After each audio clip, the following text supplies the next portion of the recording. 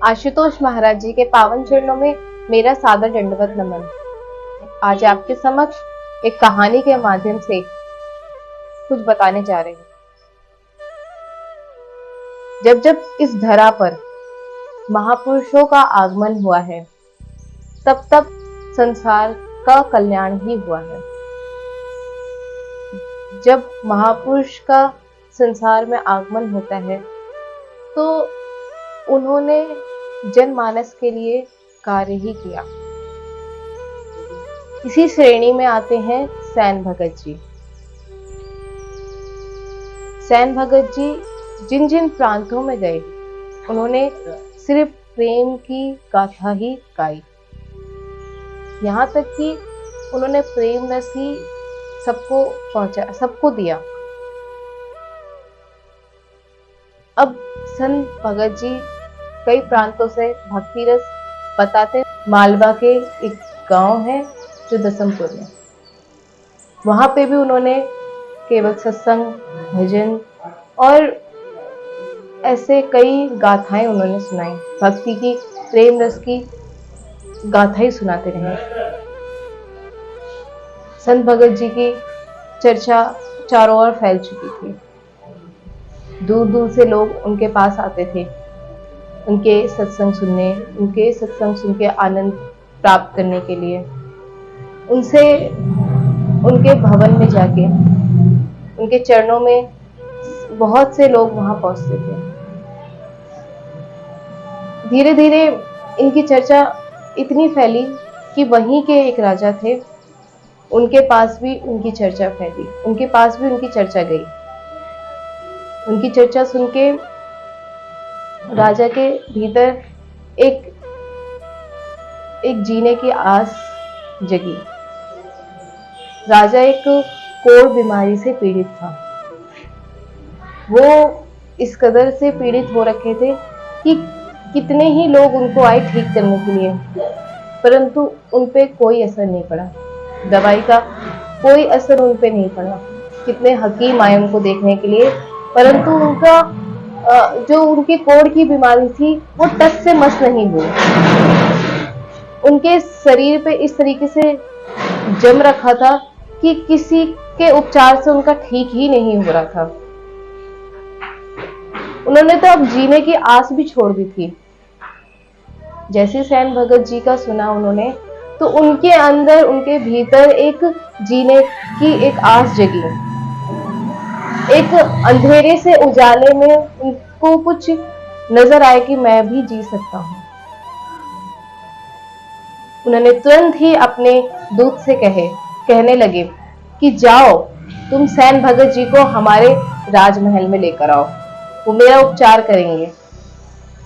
दूत जाता है और सैन भगत जी को कहते हैं कि राजा ने आपको बुलाया है। उस समय सैन भगत जी पीड़ित लोगों की सेवा कर रहे थे। सैन भगत जी कहते हैं कि जिस प्रकार से प्रजा और राजा में मेरे लिए कोई भेद नहीं है, उसी प्रकार से कोई भी मेरे लिए भेद, किसी के लिए मेरे लिए भेद नहीं है। उनको कहिए कि वो इधर आए, क्योंकि मैं अभी पीड़ित लोगों को देख रहा हूं। दूत वहां से जाते हैं, राजा के पास पहुंचते हैं और राजा से सारी बात कह डालते हैं। राजा अब बहुत क्रोधित होकर बोलते हैं। उनके अंदर एक ज्वाला उठती है क्रोध की। उस कड़वे स्वर से वो बोलने लगते हैं, उसकी ये मजाल, मैं चाहूं तो उसे अभी ही इस राज्य से निकलवा सकता हूं। उसने इस तरीके से कैसे कहा मुझे। दूत से कहा कि जाओ, उनको बोलो कि मेरी सेवा में उपस्थित हुए। दूत वहां से जाते हैं। अब संत जी के पास पहुंचते हैं। संत जी से कहते हैं कि राजा आपको बुला रहे हैं, चलिए आप उनका उपचार कर दीजिए। संत जी कहते हैं कि मैं नहीं जा सकता। अगर वो प्रतीक्षा कर सकते हैं तो मैं यहाँ के पीड़ित लोगों को देख कर ही आता हूँ। जब मेरा काम खत्म हो जाएगा तब मैं उनके उपचार के लिए उपस्थित हो सकता हूँ। अब वहां से दूत जाता है, फिर से वो बात ये कह देता है कि वो नहीं आ रहे। अब राजा के भीतर तो बहुत ही आग उबल चुका था। उनके भीतर तो इस तरीके से आग उबल रही थी कि मानो अगर वो उसके समक्ष होते तो उसी समय उनको मार देते। इतने ज्यादा उनके भीतर अहम आ चुका था। अब राजा बोलते हैं कि उसकी ये मजाल कि मुझे इस तरीके से कहा उसने। उसको उस पीड़ित लोगों की सेवा करने से क्या मिलेगा? उसको मैं वो सुख दूंगा, वो आनंद दूंगा जो उसे समाज के लोग नहीं दे सकते। मैं उसे सोने चांदी से तोल दूंगा। मैं 56 भोग उसके लिए लगवाऊंगा। जिस भोग को उसने कभी खाया नहीं होगा, जिस खाना को उसने कभी खाया नहीं होगा, वो भोग लगवाऊंगा। उसको ऊपर सिर से लेके पांव तक उसे इस तरीके से अमीर कर दूंगा कि वो सब चीजों को भूल जाएगा। उससे कहो कि वो इधर आए, उससे कहो कि वो उनको करने से कुछ नहीं मिलेगा। मेरी अगर सेवा करेगा, मेरा उपचार करेगा तो अवश्य ही मैं उसको माला माल करूंगा। अगर इस बार भी वो नहीं आता है तो तुम उसे बंदी बना के ले आना। दूत फिर से संत जी के दरबार में पहुंचता है। संत से कहने लगते हैं कि राजा आपको ऐसी आनंद देना चाहते हैं जिसकी आपने कामना भी नहीं की हो। आपको राजा ने बुलाया है, चलिए, अन्यथा नहीं तो आपको मुझे बंदी बनाना पड़ेगा। सैन भगत जी कहते हैं कि मुझे तो केवल भक्ति और उस प्रभु का नाम ही भाता है, उसका काम ही मेरे को भाता है। केवल उसके काम के लिए मैं तत्पर रहता हूं और मुझे उसके अलावा कुछ नहीं चाहिए। संसार के प्रत्येक वस्तु भी मेरे चरणों में क्यों न रिंध दो, परंतु मैं उसका ही प्यासा हूं और किसी का नहीं। अब ये बात सुन के दूत के आंखों में नमी आ जाती है। दूत उनके चरणों में गिर जाता है और फूट फूट के रोने लगता है और कहता है मुझे माफ कर दो। राजा कहता है मुझे माफ कर दो। संत जी कहते हैं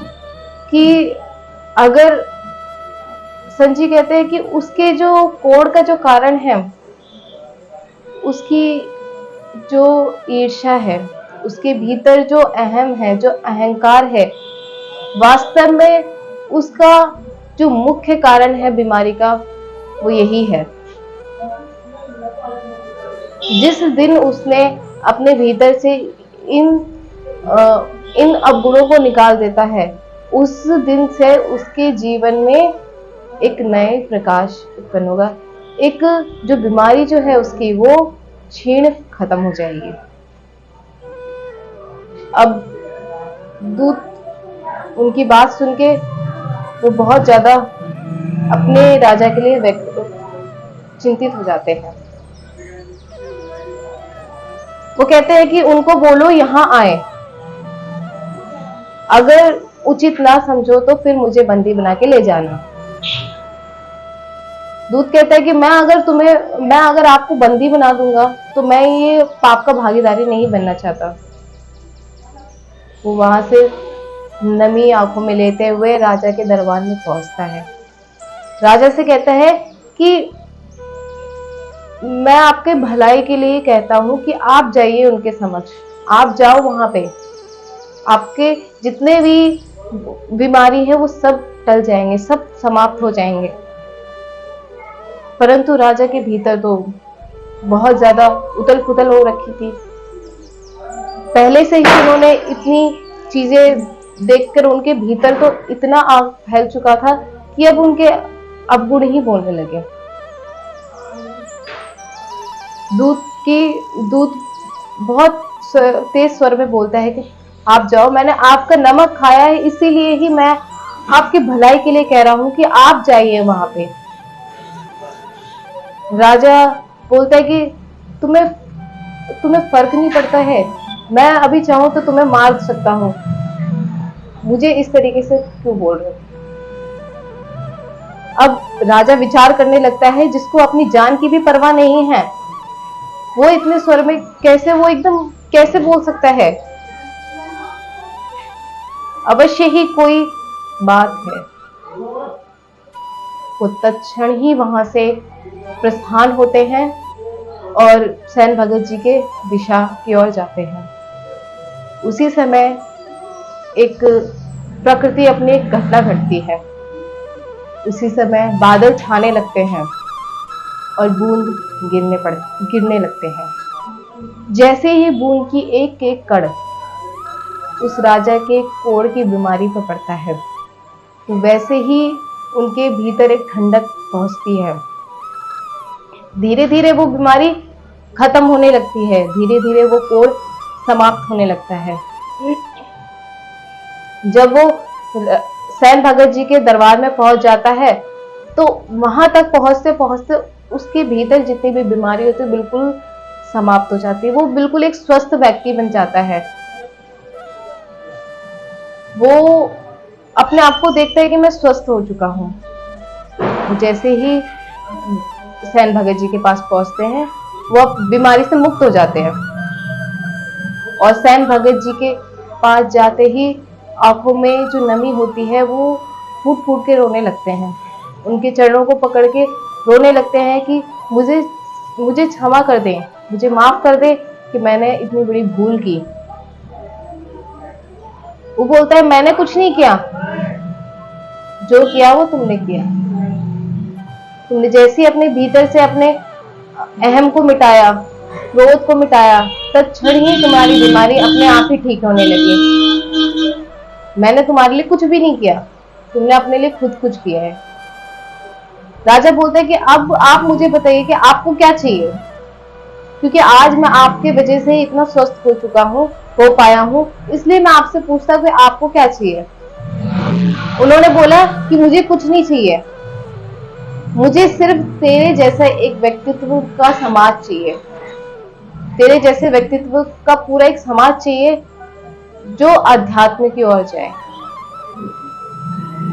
तुझे केवल इतना ही करना है कि प्रत्येक समाज के जो लोग हैं, जितने जनमानस है, उन सबको अध्यात्म के गौण रस से वाकिफ करवाना है।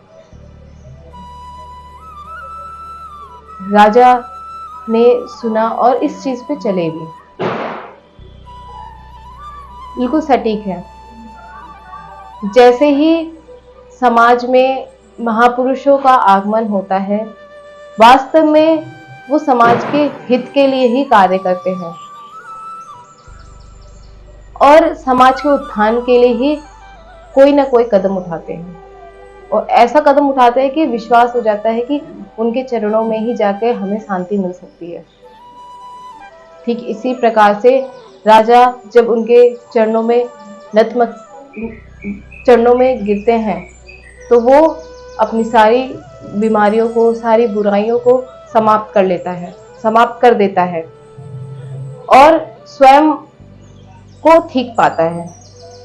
ठीक इसी प्रकार से जब महापुरुषों के सानिध्य में लोग जाते हैं, महापुरुषों के सानिध्य में जब समाज जाता है और जो प्रेम की वर्षा बरसाते हैं और उनको हम आनंदमय से जीते हैं, तो हमारे भीतर जितनी भी बुराइयां होती है वो समाप्त हो जाती है। जितनी भी बीमारी, जितनी भी हमारे अवगुण होते हैं, वो उनके सानिध्य में जाकर ही उनके चरणों में जाते ही हमारे भीतर जितनी भी बुराई होती है वो खत्म कर देते हैं। इसी प्रकार से अध्यात्म हमें उस मोड़ तक लेके जाता है, उस राह तक लेके जाता है जहां पर हमारा कल्याण ही होता है।